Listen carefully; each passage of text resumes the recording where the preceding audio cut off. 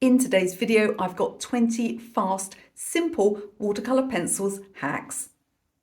Now, watercolor is one of my favorite mediums to use, and I particularly love using watercolor pencils. You can use them alone or you can add them to your watercolor paintings. You're going to love these 20 hacks I've got for you today. If you're a complete beginner, it's going to get you up to speed fast. If you're more experienced, it's going to show you how to add some really interesting and special effects to your watercolors with almost zero effort. Out of these 20 hacks, number 20 is the only one that I don't always recommend. Watch to the end to find out why. Don't forget to drop a like on the video and let's get started. So let's start by choosing the right paper. Now, technically you can put watercolor pencils on any paper, but I would advise you to use a fairly smooth watercolor paper. So I've got some sketch pad paper here. It's very, very thin. It's not always going to allow the pigment to spread and blend, although this one's not looking bad, is it? But if you continue to work on it, you could literally make a hole in the paper because it's so thin, and it will, of course, buckle quite badly. So if you've got a sketch pad, if the paper's fairly thick, then it'll take a little watercolor pencil, though it may not be ideal. At the other end of the spectrum, I've got some canvas paper here. You get mixed media papers and very rough watercolor papers. Just have too much of a grain to them. It's an interesting look, but it's not going to give you the best effect. And cheaper pencils may not blend evenly at all once you apply them to a heavily textured paper. Finally, I've got this watercolor paper. It's thick enough to resist some buckling. It's got enough grain that it's attracting the pigment from the pencil, and it will withstand lots of water use. Completely smooth watercolor paper is sometimes called hot press paper, but when it comes to the other surfaces, it's best to go by experience. This paper, for example, on the manufacturer's website is categorized as a rough paper, and it most certainly isn't. So my next hack is to swatch your colors once you have them. I mean, can you even tell what color this is? It's kind of a dark purple, but sometimes with these dark colors, it's really impossible to see what they're like or easily see the difference between them. So just like any other medium that you may acquire, I advise you to make a little chart and swatch all of your colors. There are lots of ways of doing color charts, but it's nice to get a look at the color both light and a little stronger. It doesn't have to look Instagram perfect, but if you've got a color chart of your colors on the wall, it's going to help you to select the right ones. I would suggest as well that you place like colors next to each other. For instance, here I've got two types of red. The first one is quite pink, the second one is quite coral. I would also take the time to write the color number and the name if it says that on your pencil, or if you've got that information on a leaflet, I'd write those next to them. That way you'll always be able to select the right color without trying to figure out what it is from looking at this little inaccurate swatch on the end. My next hack is that if you're a beginner and you simply don't know where to start with your watercolor pencils, try using them just like colored pencils. In other words, try just shading and adding colors as you see them in your picture. Don't press too hard because making dents in your paper is often not helpful. And you can literally do your whole picture, whatever the subject, just as if you were coloring with colored pencils. And then when you're ready, you can start applying your water. Later on, you might want to be more strategic about what you apply and where, but this is a great way for a beginner to start getting used to this material. My next hack is to understand that you need to rinse your paintbrush quite often. For instance, if I just take this color here and I blend, I put water across, then everything's just going to end up as one color. So what I'm going to do here is I'm doing this first part. Now I'm going to clean my paintbrush. I'm going to do the second part. In this way, I can get a nice area of bright colour. So we've got the dark on this side and the brighter yellow-green on this side. Rather than either dragging this yellow down here or dragging this dark up here, we maintain the individuality of the areas of colour, giving a much more beautiful effect. My next hack is to make more colours than you have, make new colours. So if perhaps you don't have the sort of green that you want, normal colour mixing rules apply. So I'm swatching some blue here and we'll swatch some yellow over the top. I'm pressing fairly lightly, keeping everything nice and even. Now as I apply the water, I've made a whole new type of green. And if you want to take your colour charts, your swatches one step further, you can also blend your colours together and end up with some amazing new ones. My next tip is for a blended edge, you want to go from the outside inwards, not the other way around. So I've drawn a couple of petals here. Now, what I often see people do is try and sort of fade this area out to white paper, and it becomes very difficult. Either all of the pigment spreads all the way up, or you end up with a hard, unnatural looking edge like this. So I'm going to do something different on the second one. I'm going to start by putting some water up this end and agitating this a little bit. But now I'm going to rinse my brush, and with clean water I'm going to come in from the other side. I've got some paper towel here that will help me to control the water. I may need to rinse and slightly dry my brush again because you want to avoid puddles. I can agitate this outside edge a little bit too. By working outside in, you'll get those soft blended edges that you want, and you'll avoid these scruffy hard edged lines that look very unnatural in botanicals. Every medium has its difficulties and its downsides. With watercolour, it's often things like uncomfortable drying lines. With watercolour pencils, it's often the fact that you get a grainy, undissolved effect. Now, somebody asked me about this the other day. Yes, it is to do with the quality of your pencils. However, I also have a hack that you can use if you've got an area where you really absolutely have to make sure that your paint is smooth. I've got this Caran palette here. Don't worry if you don't have one of these. I'll give you a couple of alternatives in a moment. It's got a textured surface. We can now turn our watercolour pencil into paint and apply it smoothly and evenly without any worry about pencil lines being left behind. Now, if you don't have one of these, there's a couple of alternatives. The first alternative is that I know some people use some of those cheap kitchen chopping boards, which are very similar indeed. They may just be a little bit more grainy than this one. Another alternative is just to use a scrap of watercolour paper. We can get the exact same effect. The only downside is you will lose a little bit more pigment as it will sink into the paper, but other than that, it works just as well.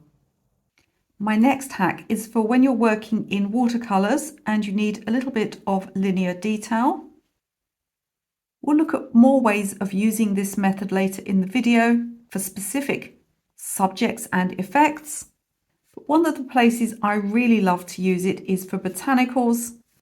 Applying them on a wet surface helps more pigment to be released, and you can get some amazing effects that would be just impossible with a brush. When we're applying watercolour pencils onto semi-rough watercolour paper, it can be hard to get a really sharp edge without pressing too hard. You can use some form of stencil. I've got a little bit of Scotch tape here. This means that I can easily colour up to and over the edge and end up with a nice sharp line. You can even use an actual stencil like this one, or you can of course use one of the paper ones. Using stencils like these means you'll apply the pencil much more accurately to get sharper edges or even curved shapes. Especially useful if you have trouble applying your pencil neatly. Here's a fun hack. I've got an ultramarine here. Let's have a little bit of yellow, maybe some pink and a touch of aqua. leaving plenty of white in the middle. I'll start in the center. If you haven't guessed, I'm making a bubble. Let's come around here. Remembering we need to frequently clean our paintbrush so as to maintain the color integrity, just allowing a little bit of blending here and there. You can get some beautiful ethereal bubble type effects. This is also a great one with stronger colors for making a Christmas bauble for your Christmas cards. And it's so easy to do. Well, that was fast. We're halfway through the video before I do the next 10 hacks. Can I please ask you just to click that thumbs up, that like button? Really helps the YouTube algorithm if you can like, free subscribe, leave me a comment or share this video with a friend who you think might need these hacks. This channel is fully cat approved, so you'll want to subscribe straight away. And let's get on with hack number 11. This next hack is one that I often use when I'm doing ordinary watercolor painting, and it's to help sharpen edges. Particularly, I use this for things like animal eyes, or maybe if I'm painting a red berry. I'm going to take a nice sharp watercolor pencil, and I can use that pencil to really sharpen up that outside line. You can almost move the paint around with it. I also like to use it anywhere that I might need a fairly sharp point on something. It could be a petal, but it also could be something like the beak of a bird. And I can just use my watercolor pencil to really get that sharpness on the end. Always keep them nearby when you're doing your watercolor paintings. Continuing our theme of using them with watercolor paints, or even when using them alone, have you ever seen those leaves that have, an insect bite or something out of the corner, or the ones that just have that kind of, I call them burnt edges. They look burnt in the autumn. We can use our dark brown watercolor pencil to get that insect bite effect, or those little brown tips. It's really going to add realism to your leaves. One area of painting where it's almost impossible to work purely in watercolor is when painting hair or fur. This is where watercolor pencils come into their own. You want to do them in the direction of growth so they naturally taper. You can use different colors depending on the animal or the person. You can also layer up with dry brush and gouache effects. Look how natural this looks with such little effort. I also like to use watercolor pencils to create grasses and reeds when I'm painting landscapes, and I do this in a very particular way. I'm going to make some watercolor effects, and then I'm going to sort of zero in on those effects in order to make them look more grass-like. So my paint here is semi-dry, so I'm going to drop some darker color just down here, and it's going to bleed upwards. This is a great method for if you're painting something like a field or the edge of a river. I have many landscape tutorials on this channel using these sort of effects. Once I've started to get these bleeding upwards and outwards effects, I can then go in with my watercolor pencil and sort of highlight those areas. You can do this when the paint's still wet. You can do it after the paint's dried. You can also sort of ground areas by adding a little bit of shadow in. Remember to make your marks smaller in the distance and larger in the foreground, and you'll get some beautiful grass effects with very little effort. My next hack is to use watercolor pencils for things that have cracks in them. This might be a brick like the one I'm painting here, and we can use our watercolor pencil just to get those cracked shapes in that brick. It also works beautiful for seashells, for pebbles, for rocks, even for bird eggs. I've made a little pebble here, and we can easily get the effect of a crack in the material. Now we looked at creating things like grasses, and I've got a white pencil now. Now a white pencil won't really show up on top of watercolor. It's not pigmented enough, but we can use it for something called Sgraffito, which is scratching. So we can use it to scratch out areas. And you can see how if we add this to things like grasses, fur and hair, we can easily get light colored lines I think this is a really clever hack. Have you ever painted an area with a regular texture on it? It might be a rooftop or a brick wall or a fence, something with tiles or a grid on, and you just think to yourself, oh, it's going to take me ages to paint all of those little bits. Then you can easily make that happen with your watercolor pencil. Give it a try, it's fast and easy. Now, splattering with paint is fun, but it can be messy and unpredictable. It can also look a little unnatural. So let's look at a couple of alternatives. For this first hack, we're going to use our watercolor pencil to add dots to something. I use this all the time for botanicals. So we've got our little petal here. I can go in and add dots.